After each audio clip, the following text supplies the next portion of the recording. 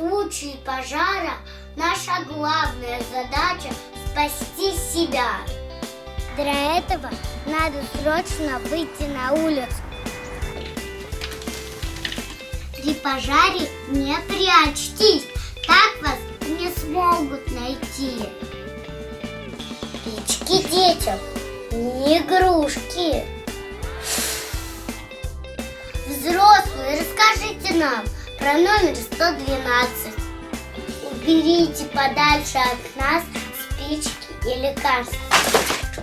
Не суйте в розетку посторонние предметы. Расскажите нам о правилах безопасности. При пожаре звоните 112. Этот номер вас спасет.